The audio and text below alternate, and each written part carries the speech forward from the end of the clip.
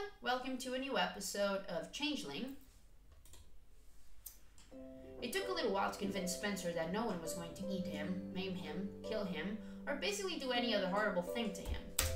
He also wasn't convinced Drayson was a unicorn, which nearly sent Drayson to tears until Ewan took him out to calm him down. Poor, sensitive little soul.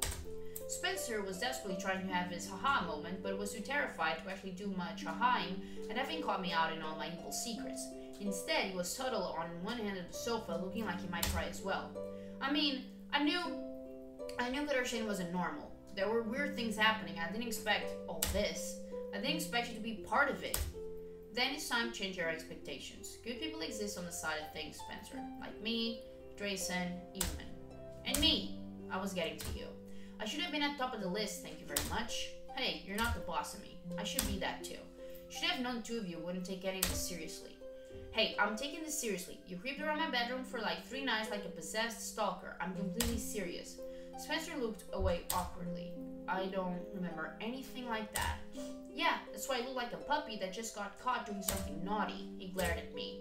I just remember having strange dreams the last few nights. Stranger than usual. Fae often work through dreams, so that part's not all that strange.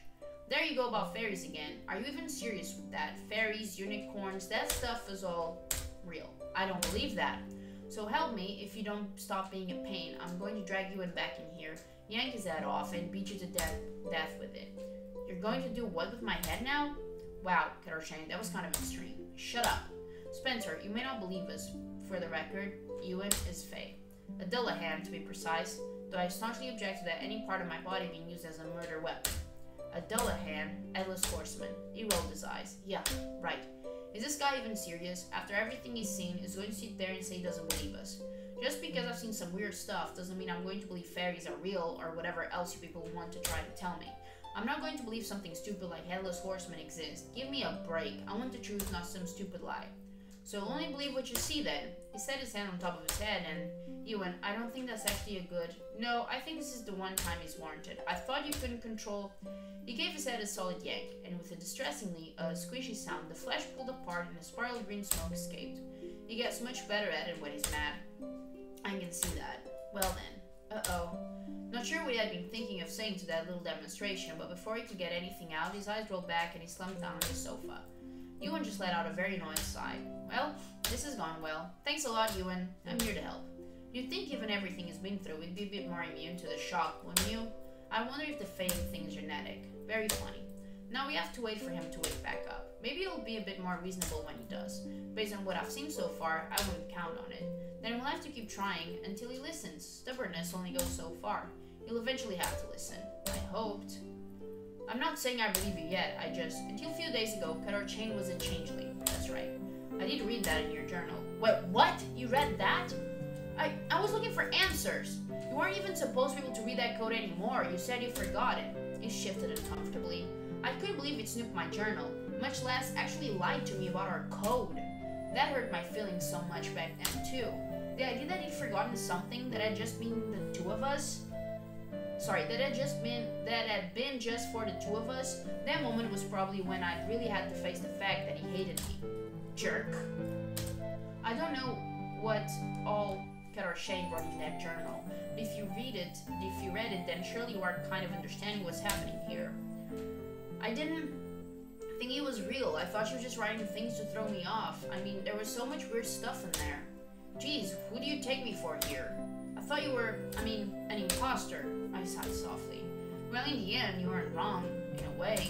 But I don't get it. If you were a changeling, why, that Cata was an imposter, right? And you're the real one? But then, how do you remember everything? Yeah, the whole changeling thing is a bit more complicated than that. Let's just say I was part imposter and part real Cata. And now, I'm all real Cata. That soul transfer stuff? Yeah. Then, what about, him? He was you, right up until he, kidnapped me. Drayson gave him a sheepish smile as he toyed with the end of his braid. Sorry about that, I just panicked a little. That was technically Ellie's fault anyway. Hey! You're the one that suggested a spy. A spy? We weren't sure what was going on with you since you started sleepwalking. Ellie suggested we have someone stay in the house and pretend to be me. That way we could work out who the fairies are targeting now. Drayson has nothing to do with the changeling thing though. Guess that explains why you spent all evening calling me Winston. Sorry, I couldn't remember your name. And I still don't understand what you mean by targeting. Well, it seems like the Fae are pretty reluctant to let Cata go. We're not totally sure why, since there could be a lot of reasons.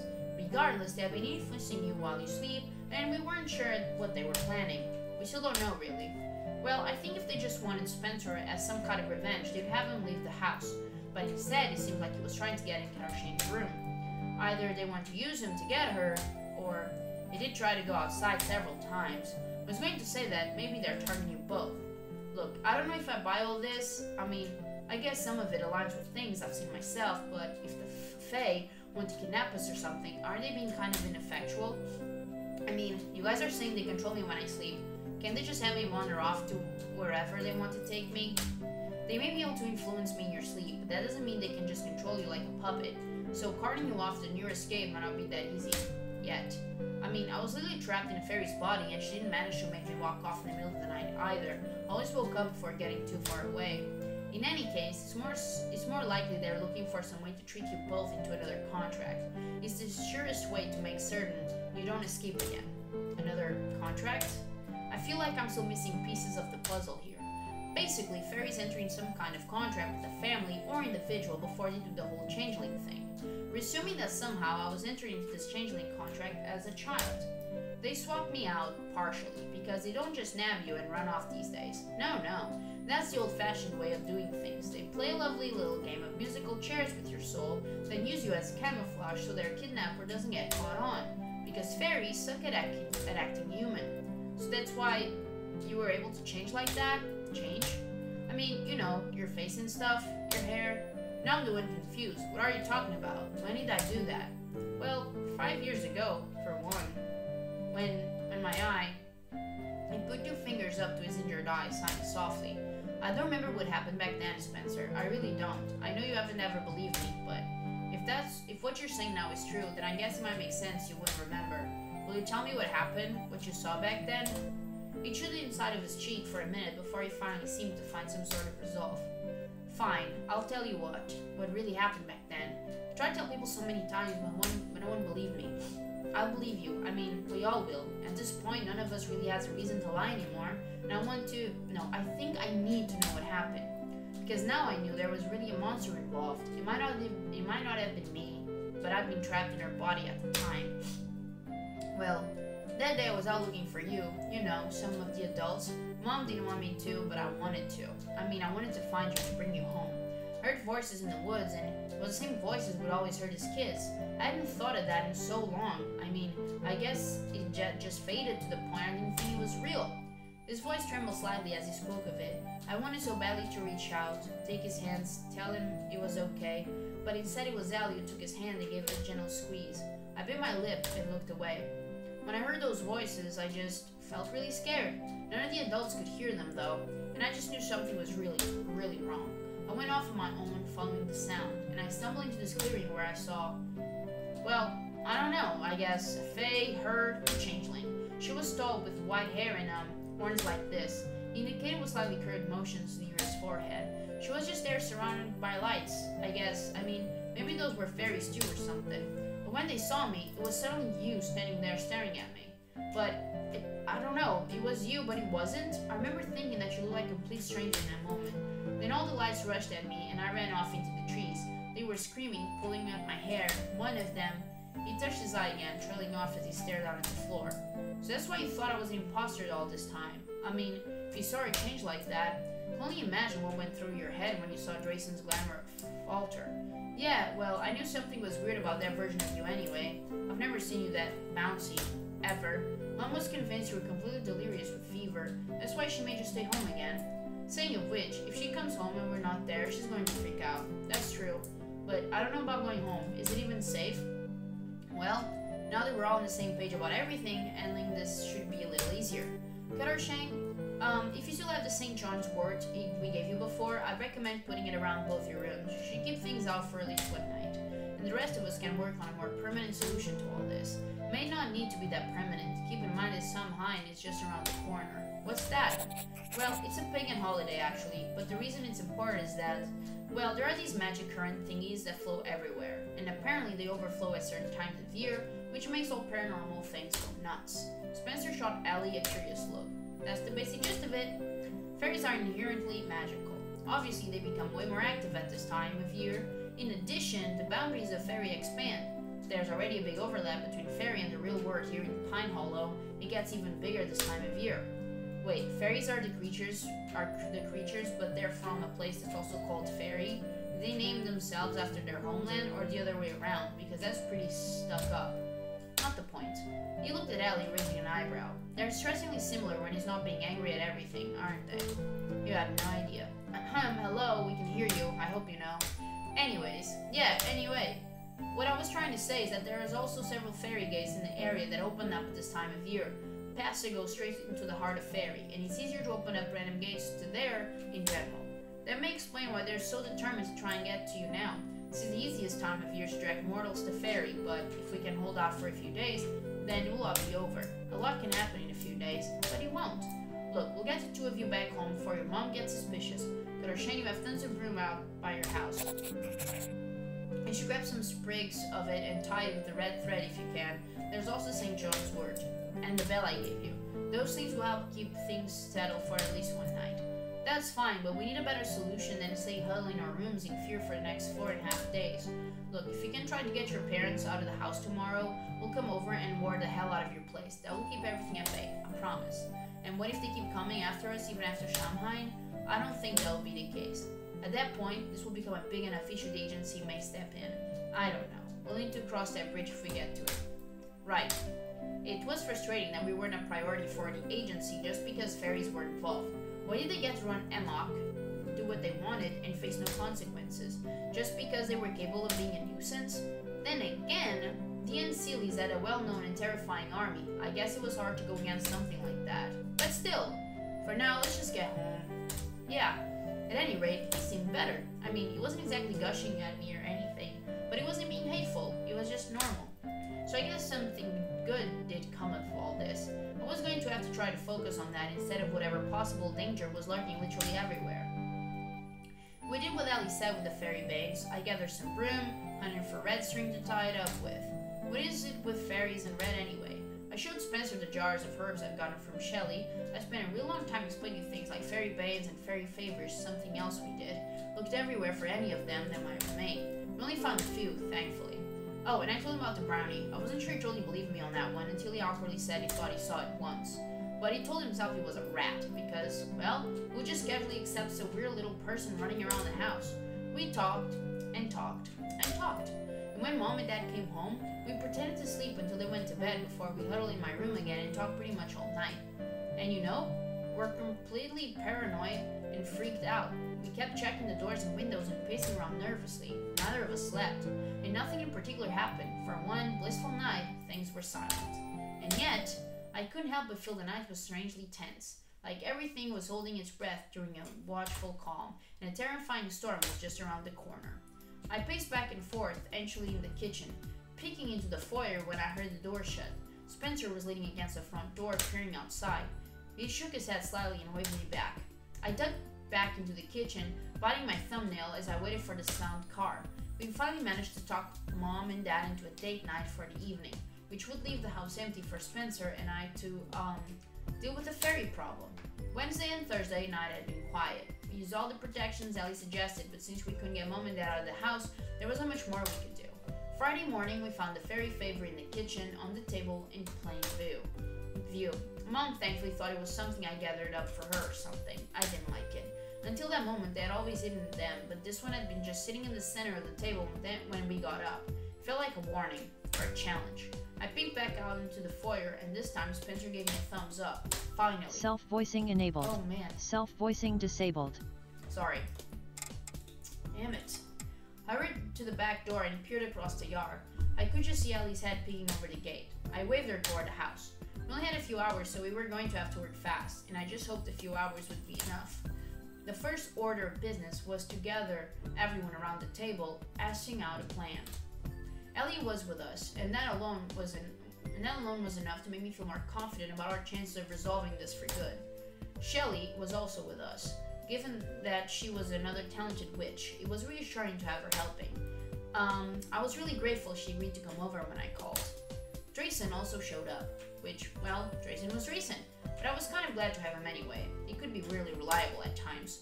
And did see or not, he was definitely an expert at magic, being that he was kind of a magic creature and all. Besides, he had seen what was going on in first hand, so that was helpful. Elliot too. I mean, he didn't immediately strike one as the best person to have in a climatic fight against fairies or whatever, but I'd come to realize he was definitely a good guy to have around.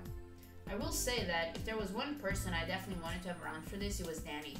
Super reliable and definitely the kindest werewolf I knew. The only werewolf I knew, but who was counting? Of course, we also had Spencer and Ewan with us. Not sure Spencer would be much help, but I was obviously glad Ewan was there. I mean, apart from Brenna, he was probably the most knowledgeable about fairies out of everyone I knew. Okay, so let's get started. I've told Vilas what's going on, and so he was willing to let us off any intern duties for now. Fortunately, he gets that this is important. Glad to see that even if the rest of the agency doesn't give a damn, he does. It isn't that they don't care, but the situation with fairies is complicated. I sigh softly. I know, I guess. Where exactly do we start with all this? We don't have much time. I think we should start with some wards, around the house and around some of the interior rooms. We can try for things specifically geared toward keeping fairies out of the house completely, which would include me, of course. We can probably make some sort of charm that would allow you inside, though. In the end, we only need to outlast them. We already decided that after Samhain, they'll probably back off. There's still plenty of time for them to cause issues, though, and the closer we get to Samhain, the stronger they'll get. They've been quiet the last 2 nights, though. Then again, there was that fairy favor they left on the table. We can't count on them staying quiet much longer. Oh, I didn't say I wanted to count on that, believe me. I'm not taking any more chances with these weirdos.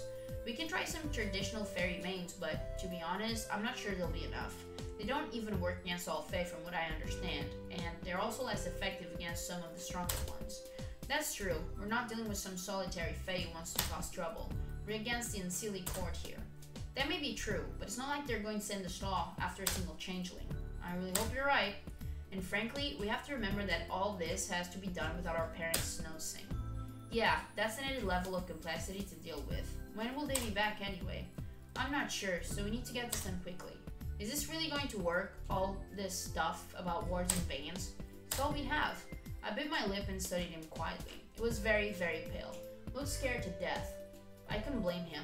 This wasn't exactly the smoothest transition into the world of paranormal. Are you okay? I don't know. I know the feeling. Come on, guys, it's going to be fine. Ellie, I know our whining is probably annoying, but these people have been after us for a long time. We're worried. I know you are. We all are. But it's going to be okay. I'm sure of it. I hope you're right.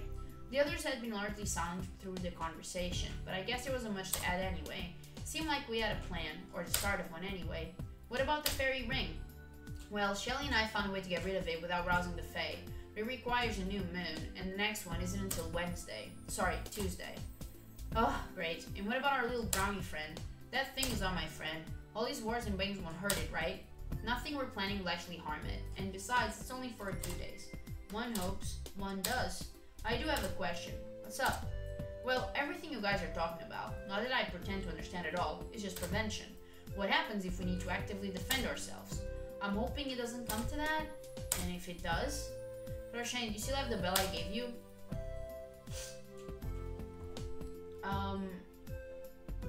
I don't think... I'm gonna lie. I pulled out of my coat pocket. Call me paranoid, but I've been carrying it around with me. Ewan smiled slightly when I held up my hand with the little bell. He closed my hand around it. Good. Keep it with you at all times. Fairies hate iron, especially those that are less used to living in human society. Doesn't bother me much, but with the ones we're dealing with here, it will definitely scatter them. Keep them at bay. That tiny bell is actually going to be useful. There are stories of entire fairy hosts being scattered by someone tossing a small piece of iron in their midst. They hate that stuff. What did you expect? We'd take you out back and have you pull a magic sword out of a rock? I have to be honest here. When I called everyone today, I was really disappointed no one jumped up and told me they'd lend me their axe or their bow. I'm not picky. Cute. I've heard I am. I'm not really hoping for a legendary sword here. It's just hard to trust bells and weeds to offer much protection. I can try to teach Cata some magic. I wanted to anyway. But I don't think either of you wants to get in a magic squabble with a pure-blood fairy of the Unseelie court. You would be surprised what kinds of objects have power against fake creatures, Spencer. There are pretty ancient magics that wind up themselves into natural objects. Plants, stones, and minerals absorb magic energy from the earth. It seeps inside them and gets altered in strange ways that don't always mesh well with fairy magic. So don't underestimate the tools we're giving you. Don't underestimate us either. We'll be keeping an eye on your place for the next few days. If anything happens, just call us. Anyway, we've talked enough. Let's get started before your parents get back. They started working to set things up. There wasn't that much for Spencer and I to do, really. Ellie and Shelley were handling most of the preparations. Ewan helped a little as well. But wards weren't exactly something Spencer and I could help with. We just sat at the kitchen table kind of talking it all in and taking it all in and wondering how it managed to go from normal teens to having some kind of epic battle with the Unseelie court. Though it was really more of a standoff than a battle, which was for the best, really. It sounded like we'd get completely trounced in battle.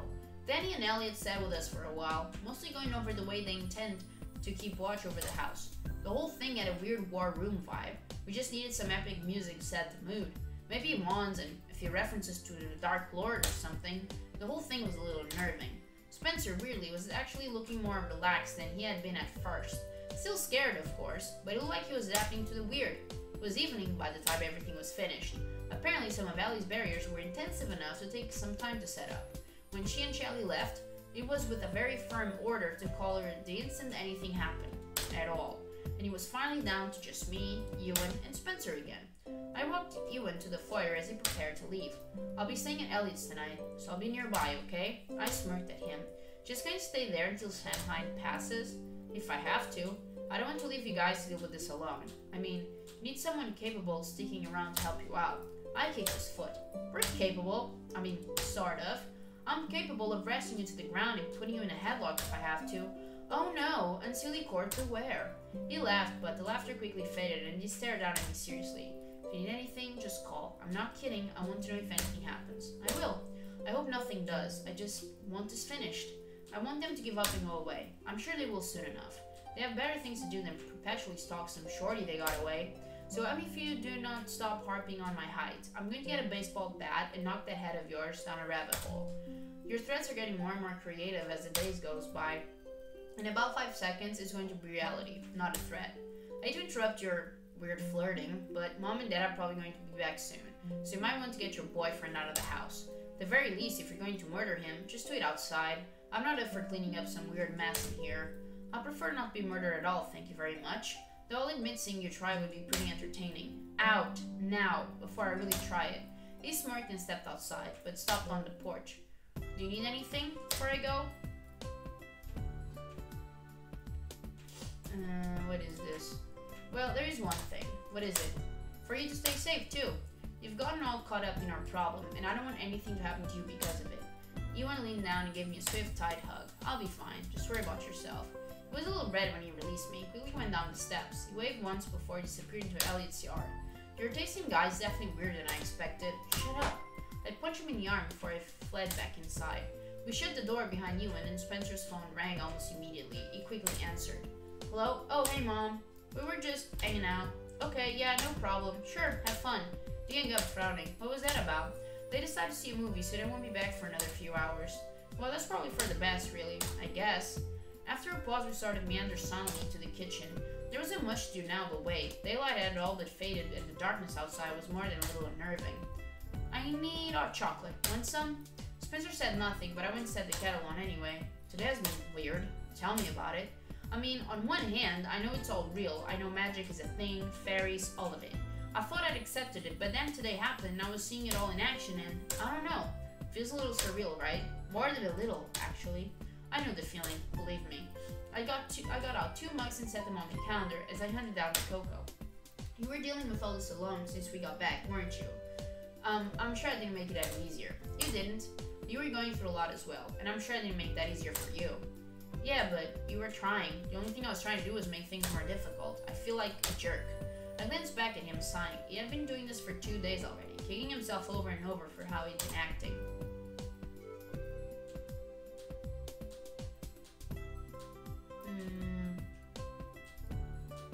Yeah. think we should just move on. We can't undo the last 5 years or even the last 2 weeks. We know the truth now, and I've told you my secret. That's what's important. All we can do now is just keep going forward. Maybe make up for lost time by not being jerks to each other anymore. Moving forward isn't going to erase everything that happened. There's no way to erase things. Just have to accept them and move on. A lot of what happened was out of our control. And I don't know that either of us could reasonably have been expected to react differently than we did. No reason to keep beating yourself up over it. Any more than I can keep beating myself up over some of the things I did when I was still attached to that fairy.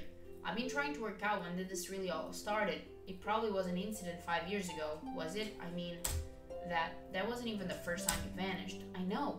I've been racking my brain about that too. Ewan and I talked about it as well. It was definitely some time before I turned 9, and remember how you told me that you've been dreaming about the past? That you felt like you were forgetting something? I feel the same way. When I was talking to him about it, I remember the little hill behind our old house. We used to pretend it was a castle or whatever. That's what I've been dreaming about. That place. But I'm not sure those are just dreams. So he'd been dreaming about that fairy hill. What happens in your dreams? I felt a little drop of pain behind my eyes again, but wanted to forge on. I felt very strongly like we needed to know what really happened back then. Especially if it was something that Faye didn't want us to know. Well, I dreamed that it's night and I'm wandering in the house, but when I look outside, there are these glowing lights everywhere, just drifting around the yard, so I go outside to look at them. And they're singing, the same singing we used to hear in the woods when we were kids. At first, I think the lights are fireflies. They're too big and they beckon me into the woods, so I follow. They lead me deep into the trees, to the hill. But it's not like it normally is. The hill is lifted up on pillars, and underneath is a cave full of light, so I go inside it. Goosebumps rose on my arms when he said that. There was an ominous sense of familiarity when he said that. I somehow didn't want to hear more of this dream, but he kept going.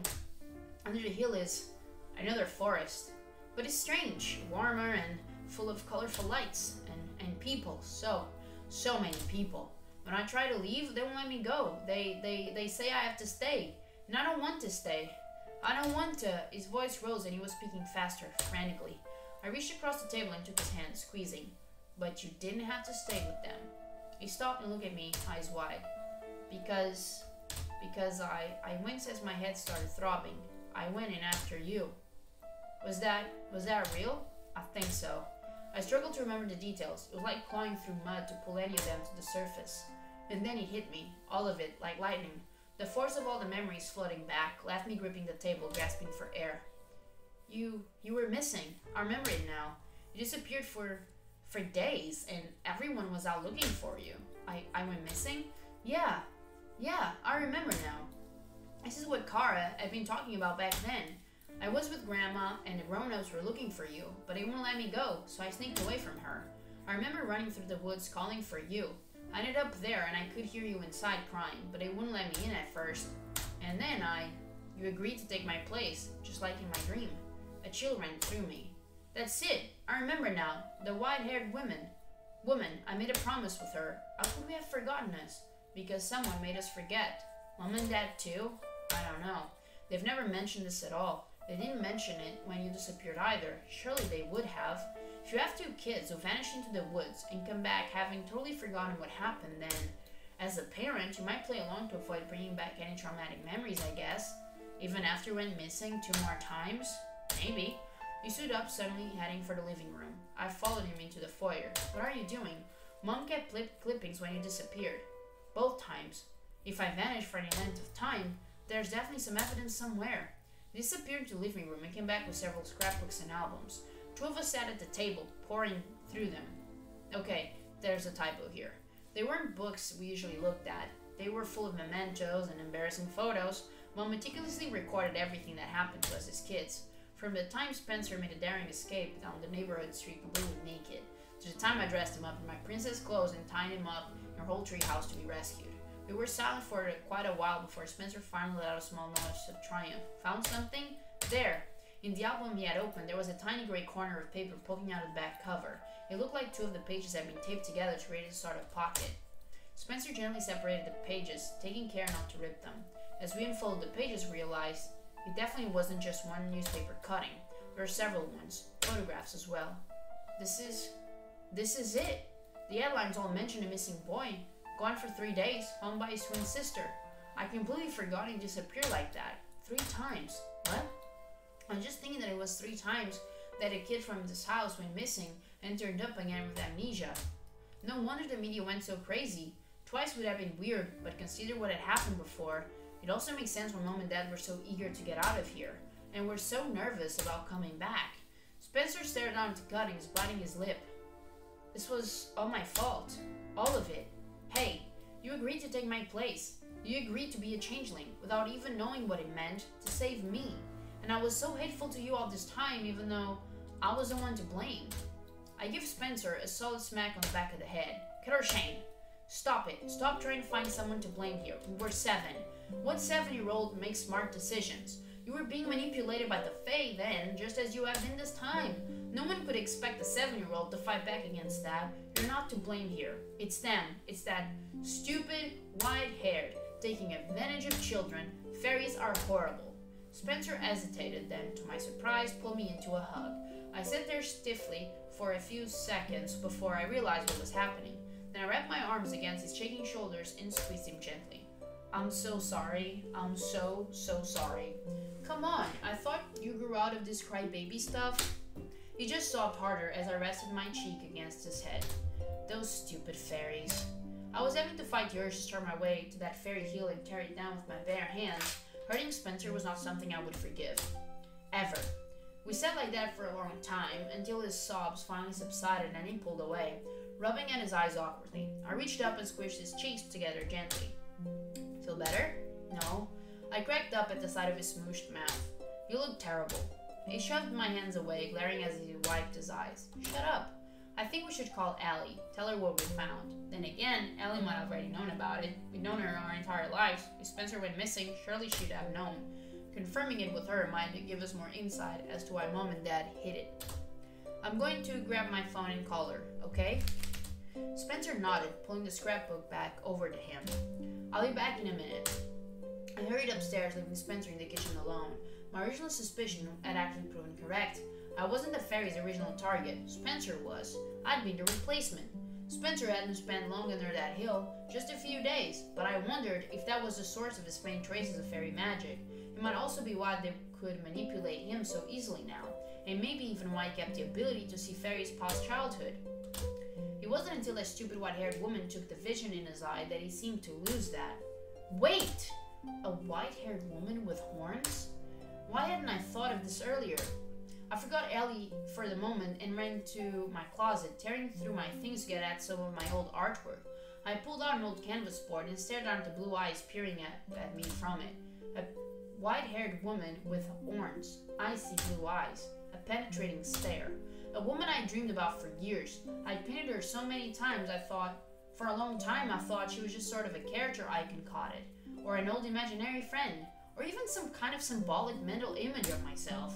But no, this was her. This was the one whose body I'd been in, the one who'd hurt Spencer's eye, the one who'd taken me away. I felt a decidedly unhealthy level of rage when I looked down at her, and the urge to burn every single one of the artworks of her. This bitch. My hands tightened around the edges of the painting, then I flung it to the floor, going to get my phone. I needed to calm down a little. I sat on my bed and sent a flurry of texts to Allie explaining what we'd found. There was a long delay before she called back. I haven't thought about that in years, but yes, I do remember. Hadn't made the connection, to be honest, but you're right, I was told to never mention it to you guys. So Spencer went inside that hill, and you followed him and set up the contract. Yeah, the hill went dormant right after that.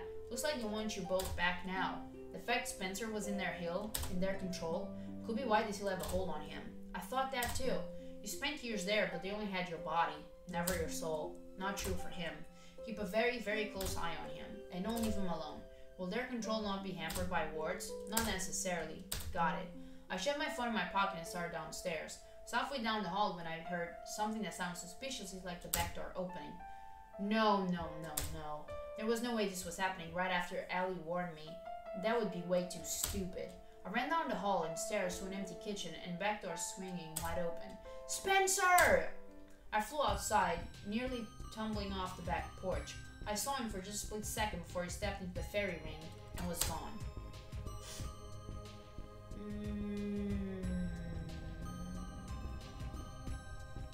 I don't think we'll be able to do much without help. Like, we don't know spells, we don't know nothing. And like, the bell is to keep them off. She doesn't need to keep them off, she needs to bring him back. Like, what would the bell do in that realm? She wouldn't be able to come back, I don't think. They had him again. I fumbled to get my phone out of my pocket. Have to call Ellie, Ewan, anyone. Or Shane? He was in the middle of clambering over the fence into my yard. I assumed he heard the commotion. I heard shouting. What are you doing outside? I blubbered incoherently as I dropped my phone and ran to him. It took Spencer. He went into the fairy ring. What? That idiot. Why are either of you even outside? Fairy's controlling him, I think. I don't know. I just saw him a split second before he went in. He went shoving back towards the house. Get inside. Call Ellie. He took off toward the ring. No, wait! I tried to grab his arm, but he shook me off and darted straight into the lopsided ring of mushrooms. Like Spencer, he was not as well. No! I staggered toward the ring myself and over the edge.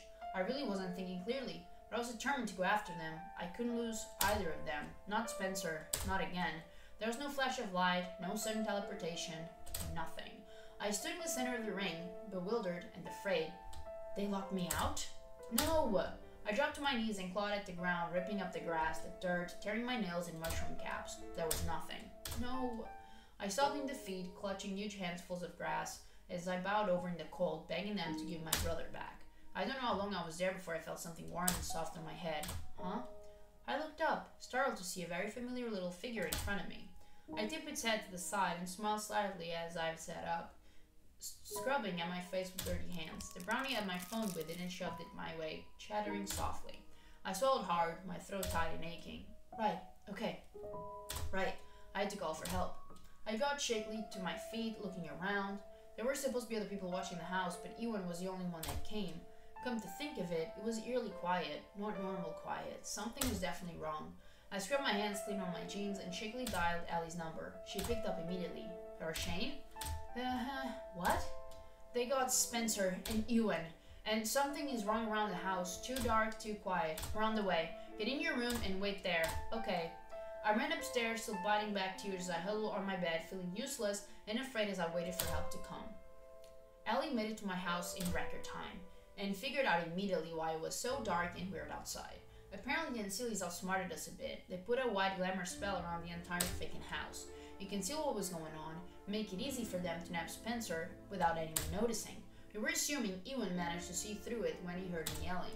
I was glad Ellie didn't come alone. I felt like the more people we had at this point, the more likely we were going to be able to get Spencer and Ewan back.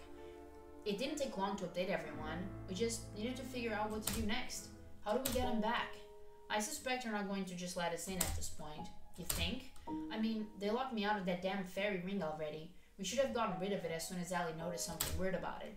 At this point, I might actually have to try and tear down that hill with my bare hands. If that's what it took to get him back, I didn't even care. There are a few fairy gates in the area this time of year. The agency should have a record of them, but we don't have much assurance that Fae haven't closed those as well. That said, there's a stray gate that opens in the area every year. The location's never the same, and it's possible that one might be outside the control of the Ancili court. We spend a lot of time looking for it every year, so we can make sure we keep any and all mortals away from it. But have you found it this year? A stray gate. I bet it's the one below the bridge. Something dawned on me suddenly. The bridge. What if that's why I've been trying to sneak down there? Why I've been so drawn to it? Wait, I might know where it is. Okay. Whew. Lots of stuff happening. Yeah. Thank you so much for watching, guys. I really appreciate it. And I'll see you soon.